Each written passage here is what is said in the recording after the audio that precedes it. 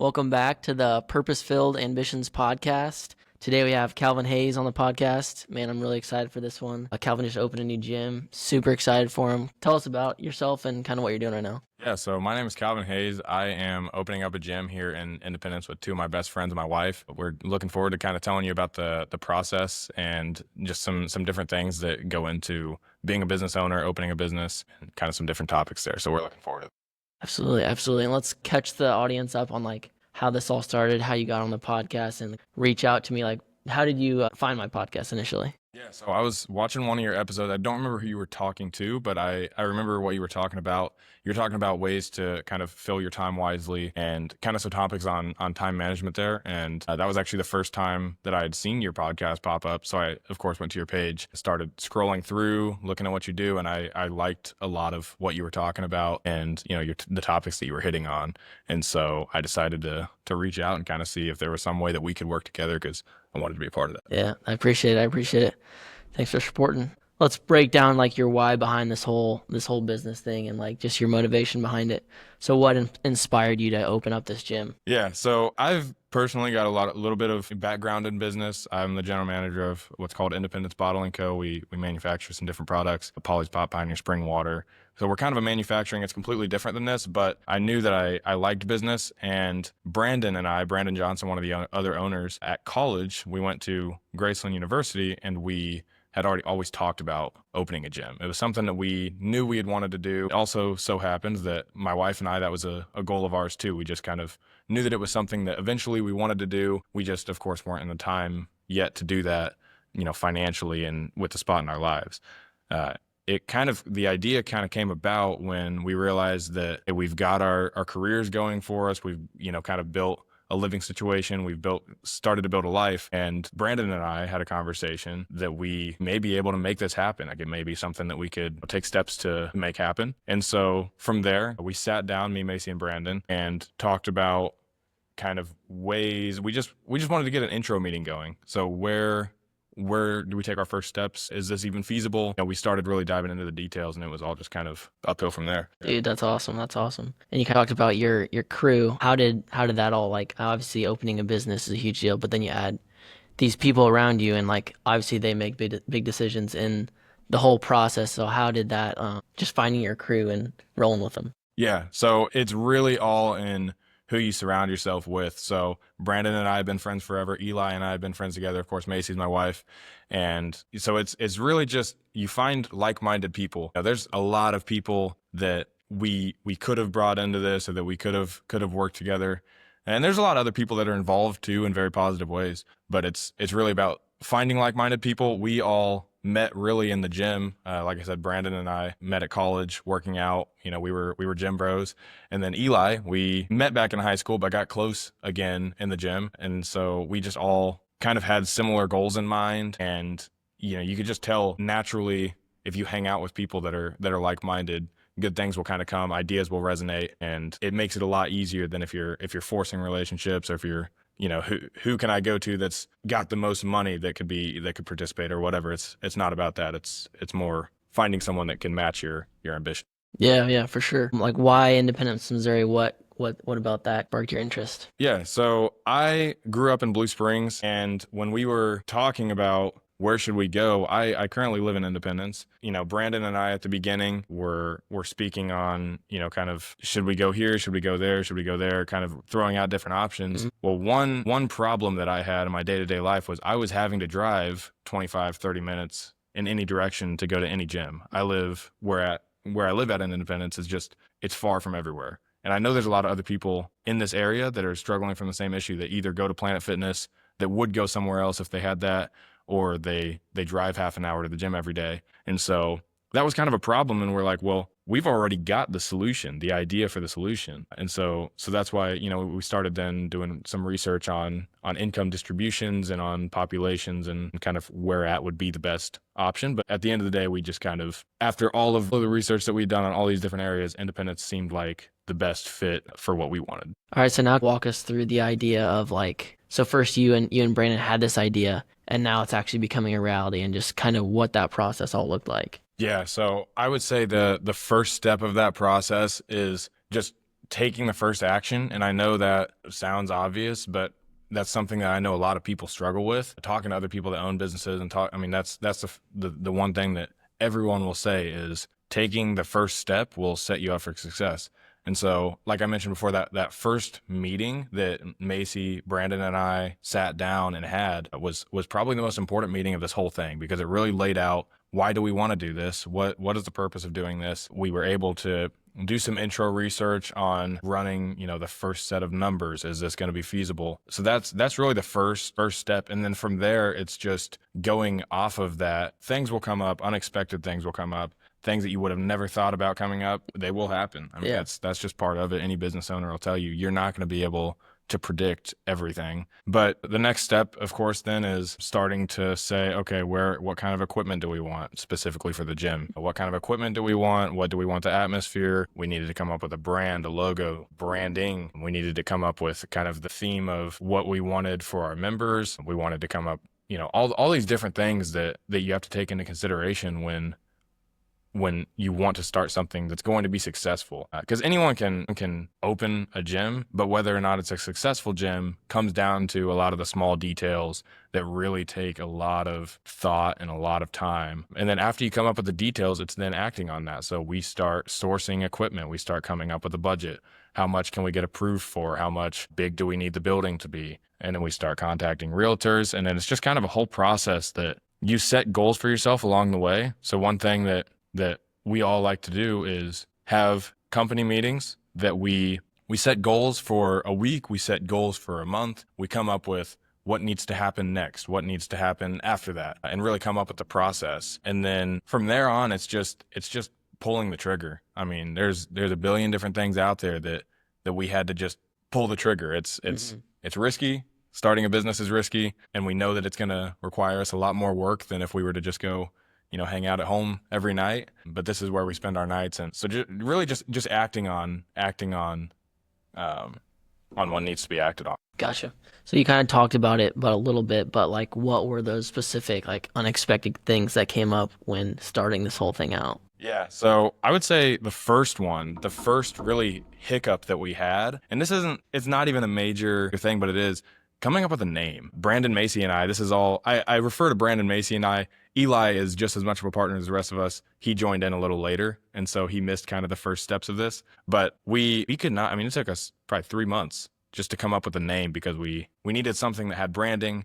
We needed something that could look good on t-shirts, look good on walls, look good on social media, and wanted something simple that would roll off the tongue. I mean, there was a lot of thought put into the name over the course of probably 3-4 months. Yeah. So it was interesting. It's one of those things you would think is real simple. Mm-hmm. It is not. It really defines your whole brand. Absolutely. So that was one. And then after that was the building. Finding a building was insanely hard, especially being younger compared to most people that are looking to lease these commercial properties. People don't trust you. People underestimate you. And so that was the next thing. Is it took us 8 months, I would say, to find a building that we were really happy with, that we thought could work. So that was another major hiccup there. And during those 8 months, were you guys like starting getting equipment and stuff like that? Or is it like, no, we got to get the building and then we'll get the equipment? We started to get equipment. We didn't want to get too much. One, for budget reasons. To get a building, you have to have money. Yeah, absolutely. And you have to provide your bank account. You have to be completely transparent with the whoever owns the building. And so we knew that if we just spent all our money on on equipment, and then went to go get a building, and they saw that we've got little money in our bank account, no safety net, then it's like, well, what do we do now? So we didn't want to screw ourselves on that. But we wanted to prepare ourselves as much as we could for when we got in the building, to where we could manage our timeline the best as we could. Gotcha. So how do you stay anchored to your mission while navigating like just all the logistics of this business and stuff like that? That's a good question. So I would say a couple of different things. One, being supportive of each other. the people, your team that Hmm. you've built up, you have to work together. And sometimes you have different ways of dealing with things or different styles. But at the end of the day, you support each other and you're with each other, and you got to realize that you're all there for the same goal. The goal is what matters. And, small details or disagreements or whatever can be worked out. But I would say overall, just supporting your team. I would say the other one, I've got kind of two answers to that question. The other way is by filling your time wisely. And what I mean by that is being purposeful with your time. What do you, when you're at work, you got to make an income for sure. But after work, what are you doing? Are you doing something purposeful? Not all the time is that, hands-on labor at the gym. Sometimes it's planning, sometimes it's making lists or researching or whatever.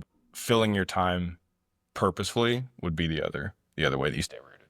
So you talked about like being purposeful and stuff like that. So what does purpose mean to you when it comes to just this venture and this business? Yeah, so purpose goes back to the whole reason that we're doing this. It's the reason that we're doing this is our whole logo, our whole branding is built by lifters for lifters. We've all agreed that, our goal isn't just to become a big corporate gym that's widespread. Not saying that we don't want to expand in the future, but our goal isn't just monetary like a lot of other business owners out there. We want to help people. We want to create an environment where people can succeed in whatever goals they have, fitness related, non-fitness related. We want to create an environment where people are positively impacted in their day-to-day life. And so that's really the driving factor behind this, especially going back to independence. Independence doesn't have anything like this. And so being able to be that for people is nice, knowing that, the gym has impacted all of our lives, all four of us. It's impacted all of our lives in positive ways. And so we're excited to be able to have that same impact. That's what really keeps us rooted.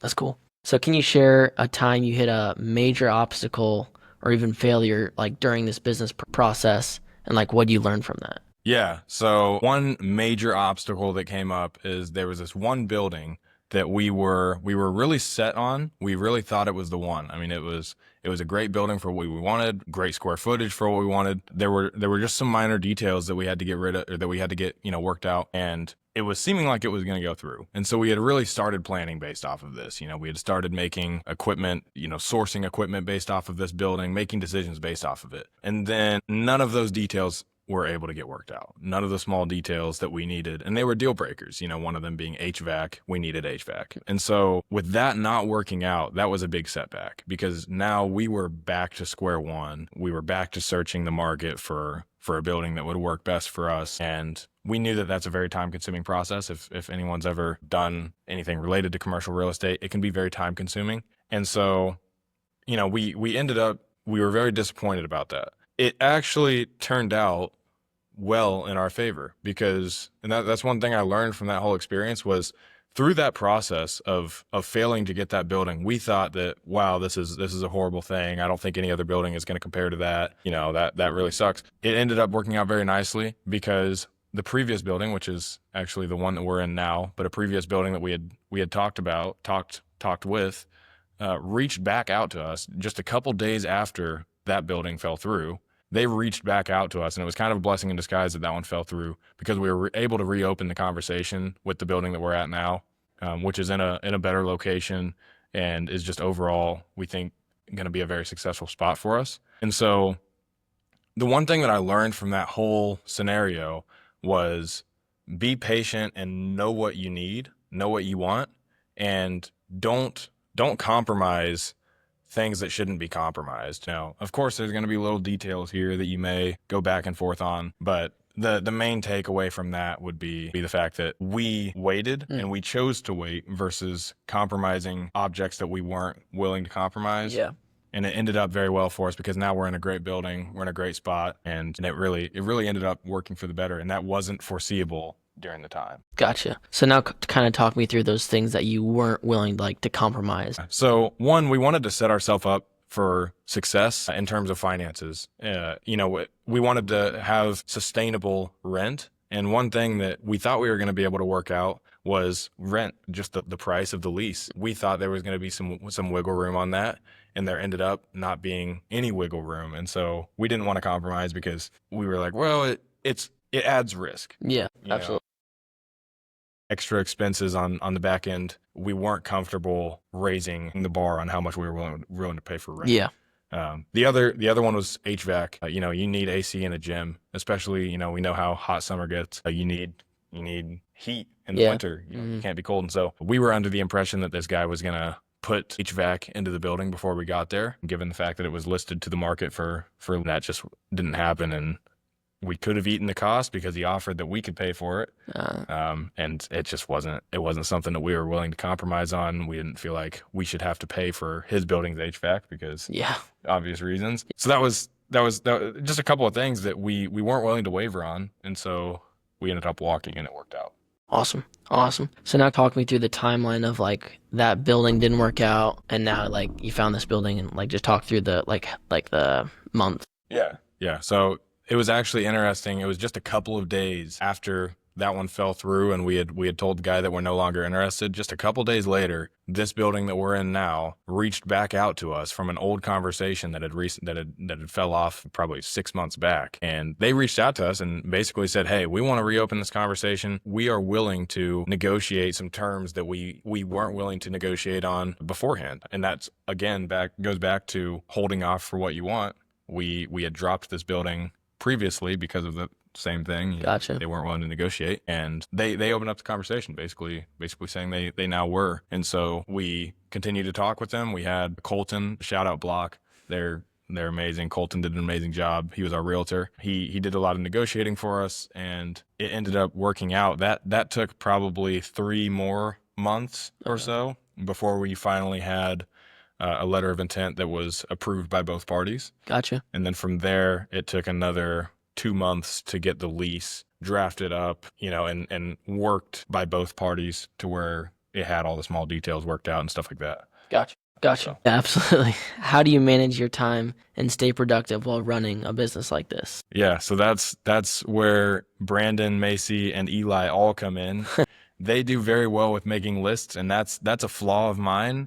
I can very well say that I'm good with my time, but in terms of, it helps to have a list of different things that need to happen and different things that over a certain period of time have to get done in order for things to move forward. Brandon especially does very well at that. He's very organized. He always has I didn't even know you could share lists on phones to where multiple people can edit them. But he does that all the time, and it's super cool because it helps out a lot. Yeah. So that was neat.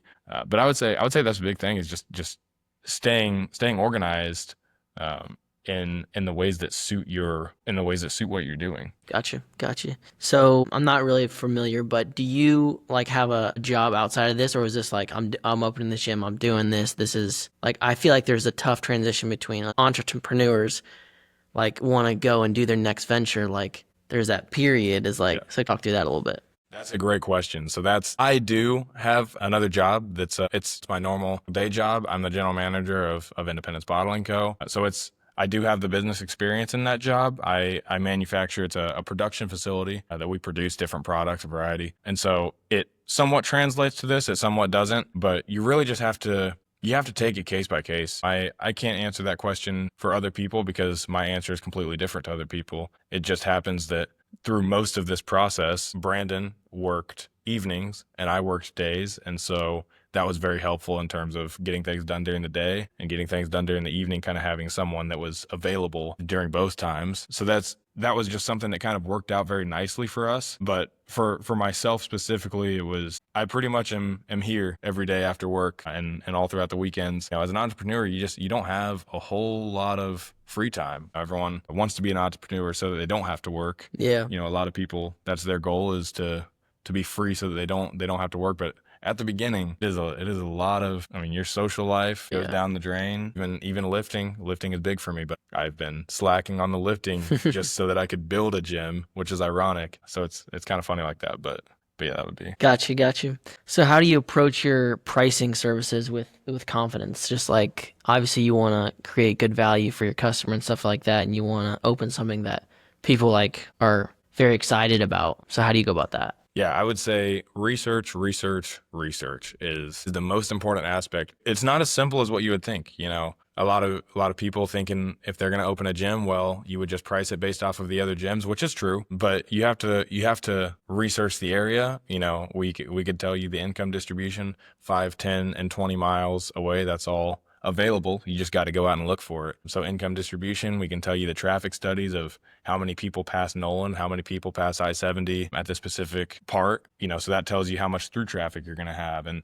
there's a lot of different factors that go into it. You know, we can price it a little bit differently given the fact that we're on the way home from work for some people, or it's just there's so much little details that go into pricing. But I would say that we are very confident because of the fact that we have all spent the time to do that research Yeah. and to find those answers. And then of course comparing it to competitors too. You want to be competitive in the market. You know, you can't price it too high, you can't price it too low.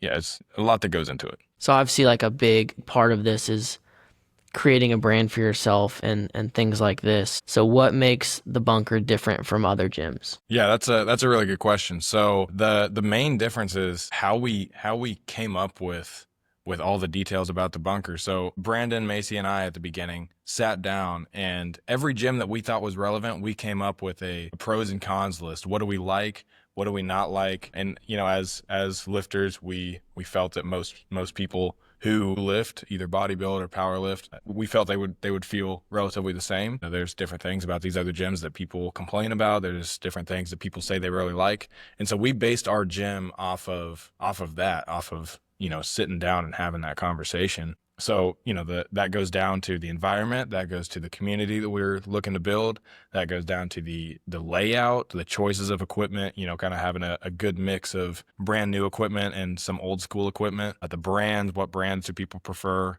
And so we feel like we set ourselves apart from other gyms because we have all of that figured out, and we've acted on all of that. Awesome. Awesome. So how are you building a personal or local brand like around this? Yeah, so personal brand. So for myself, I like to be as much of a, first of all, kind of a jack of all trades type of guy. I think that it's good for, especially while you're young, to build as many skills as you can, whether that's working on cars, whether that's being able to fix your home, whether that's on a professional standpoint, you know, being able to talk to people is a big one. So I think that I've been able to kind of add to that portfolio, being a business owner and kind of going through these uncomfortable phases of, you know, sometimes this isn't always easy, but it's something that's helped me grow along the way. As for the business, I would say a lot of the small details add up to make a brand. You can't just kind of build a brand out of thin air. I would say that it's the small details, like first of all, the name, the logo, the colorways. You want your colorways to match. You want something that can identify your brand, specifically our gym, from other gyms, something that people can see in a social media post or see on a flyer and identify, something that they hear the name the bunker, what does that automatically make people think of? And those are kind of the important details when it comes to building a brand that I like to really emphasize on this. That's good stuff. That's good stuff. So what does success look like for you personally and professionally in this business? Personally, I would say success when it comes to this business is accomplishing my personal goals, which would be to have an impact on as many people as I can, a good impact. I want to be able to help people. I want to be the guy that people know that they can trust, they can come to, you know, for advice or just to be a friend. I think that this is going to be a very good, for myself personally, a very good avenue for that. And then for the brand, I would say actually is very, very aligned with my personal goals. And I think that the other members of the bunker can say the same. I would say that we all have our personal goals very aligned with the gym's goals in terms of just the outreach that we want to have, the positive impact that we want to have on every member possible. Nice, nice. So when you're shopping for a gym for yourself, like what's the one thing you're like, okay, I need this? Environment. 100%. You can't have a gym without environment. And I can shout out a couple of them. Rage Fitness is an amazing gym. Body Shop over in Lee Summit, amazing gym. They all have great, very positive environments. I've been to other gyms where they just don't have that. And so I wanted to, you know, kind of shout out those and give credit where credit's due. Environment is is a massive thing for me, because I think that the people around you, whether you know them or not, should be supportive but also motivating. Not everyone has to be a cheerleader, but everyone should work to create the same motivating environment just for the betterment of everyone around. I would say arguably that's more important than hex lights, random other details that makes a gym. Yeah, for sure, for sure. So what advice would you give someone wanting to start a business and should follow their passion like you are right now? I would say be thorough. You could say the average answer that everyone will give, and chase your dreams or go for it. But I want to say something that's going to be useful to people. Be thorough with what you do. If you're going to put your effort into something, make sure that it's worth it by really giving your full effort towards that. I've given the example of the different researches that we've done in starting a gym that people probably wouldn't think of, that even goes into choosing a location or choosing different details about a gym. But I would say that being thorough and really going over every detail with care and making sure that you really give that your all versus just the fun things. Don't skip out on the boring stuff, because it's just as important. Yeah, that's good. That's good. So we talked about your why a little bit, but how do you stay aligned with your why as you go through this business? You start, the day-to-day tasks and things. Like how do you stay aligned with that? Yeah, I would say having that in the back of your mind 24/7 is very helpful. When building the gym specifically, just the details of the day-to-day operations, right, should match. They should all correlate with the why. Why are we doing this? What our goals and ambitions are for this, the purpose behind it. All the small details should correlate. And so when choosing equipment or choosing the lighting or, adding, like we added turf so that people could do different things that we may not use the turf all that much, but other people may. Just an example, everything should go back to the end goal, whatever that is that you set. Gotcha. So closing it out here, where can people find you and learn more about your gym? Yeah, I would say the best way to find us is social media. We've got a website that is it's launched right now, but it's soon to be updated here in the next couple of days with details on pricing and memberships and kind of what you're looking for. But the best way to just keep up to date with us is Instagram. So the Bunker Gym KC is our Instagram handle. We'll be posting some entertaining stuff, some informational stuff, some tours, different things like that about our gym. We'll be posting about grand opening, which is coming up here very soon. April 26th, grand opening. It'll be right here at the location. There'll be a lot of free stuff. There'll be giveaways. It's just going to be a great event for the community. So if you want to stay up to date with that, follow the Instagram. That's exciting. So what, going into the grand opening, what are you kind of most looking forward to in that day? Oh man, I gotta say, just meeting people that want to be a part of this. If you're looking for a good community and you're looking for a place that you can really step up your game as opposed to a commercial gym, and really reach your goals, I would say that's the biggest thing, and I'm looking forward to it. Just meeting those like-minded people. That's awesome. Any other events or any dates that people should know other than the launch? Not specific dates, but we do plan to host different powerlifting events. We plan to host possibly some posing seminars for bodybuilding, as we've got a whole posing room over there. So there will be some different events and stuff. So that's another great reason to follow our socials, is to kind of keep up with what's going on. Awesome.